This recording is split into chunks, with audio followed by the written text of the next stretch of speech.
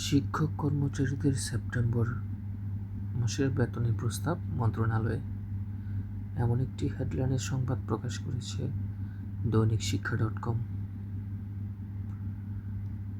সম্মানিত শিক্ষক মণ্ডলী, আসসালামু আলাইকুম। আশা করি ভালো আছেন সবাই। এবার আসুন দেখা যাক খবরটিতে কি রয়েছে।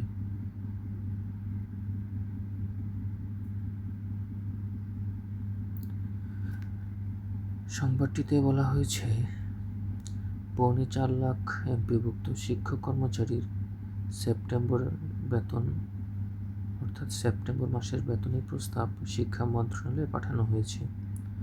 এ ধাপে মোট 3,74,752 জন শিক্ষক কর্মচারী রয়েছেন। এর মধ্যে স্কুলের 2,88,575 জন ও কলেজের 86,177 জন শিক্ষক কর্মচারী রয়েছেন। রোববার অর্থাৎ 28 সেপ্টেম্বর শিক্ষা মন্ত্রণালয়ের একাধিক সূত্র দৈনিক শিক্ষা.comকে এ তথ্য নিশ্চিত করেছে।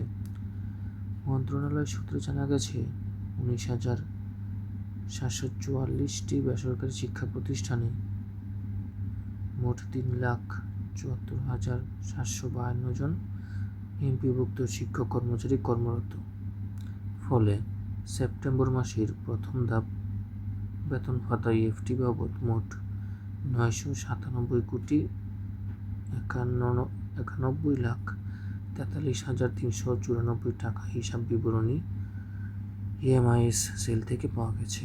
এর মধ্যে রয়েছে মূল বেতন, বাড়ি ভাড়া ভাতা, চিকিৎসা ভাতা, বিশেষ সুবিধা।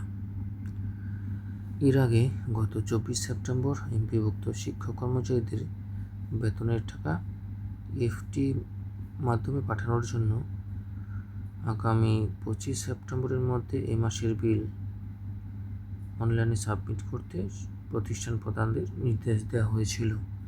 একই সঙ্গে উদ্দেশ্যপ্রণোদিতভাবে ভুল তথ্য দেওয়ার কারণে কোনো শিক্ষক কর্মচারীর এমপিওর টাকা এফটিতে পাঠানো না হলে তার দায়ভার প্রতিষ্ঠান প্রধানদের উপর বর্তাবে বলে জানানো হয়েছিল।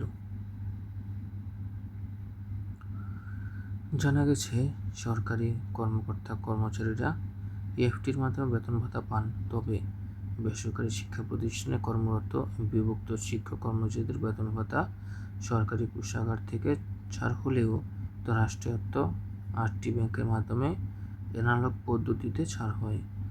এই অর্থ তুলতে শিক্ষকদের নানা ভোগান্তিতে পড়তে হতো।